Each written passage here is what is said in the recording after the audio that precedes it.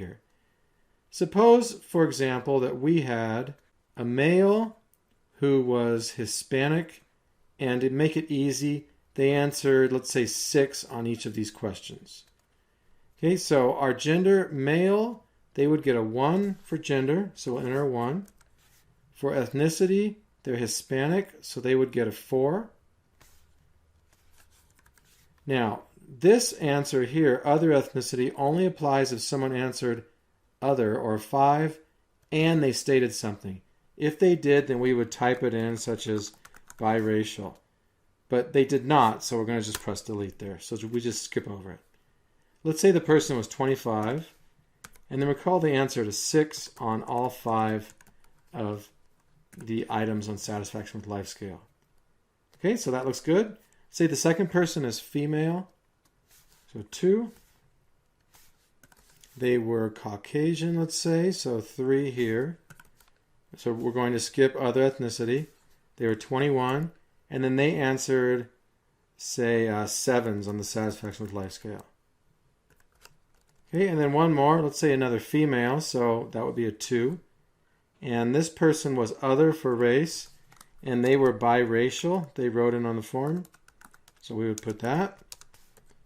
And then their age was 32, and this person answered 3 on the first 3 questions and 4 on the last 2. And we would see that just by looking at their form and seeing what they circled. Okay, so that's a basic example for entering data, creating a data file from a questionnaire and entering some values as well. Now, we'll do an analysis in a minute, but there's one other thing that you might want to consider.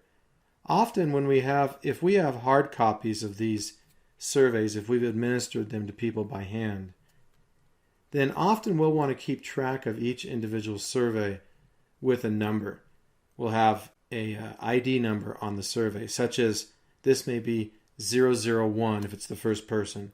The next one could be 002 and so forth.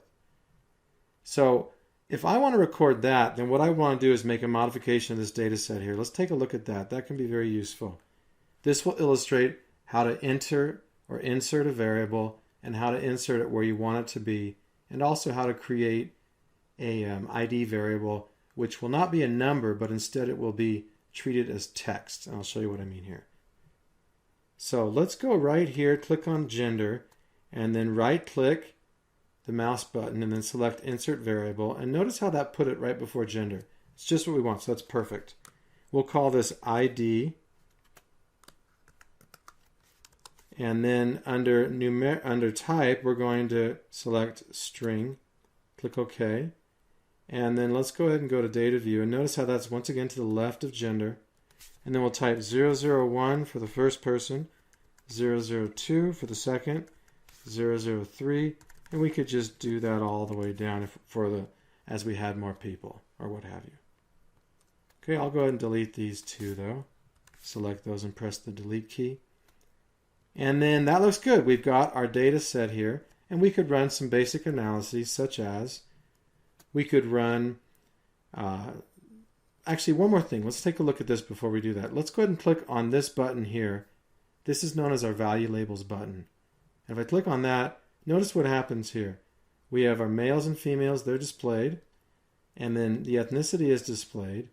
And then here, if someone answered a 1 or a 7, that label of either strongly agree or strongly disagree is displayed. As you can see here, strongly agree. If I click on that again, it turns it off. And you can leave it on if you want, it's just a preference. And then let's go ahead and do a basic analysis. So let's find the frequency of these 2 variables here. So how many males there are, how many females, and then how many of each ethnicity. Now obviously, when we only have 3 people, we could just look at this and tell very quickly. But pretend we have hundreds of people or what have you. So we go to Analyze, Descriptive Statistics,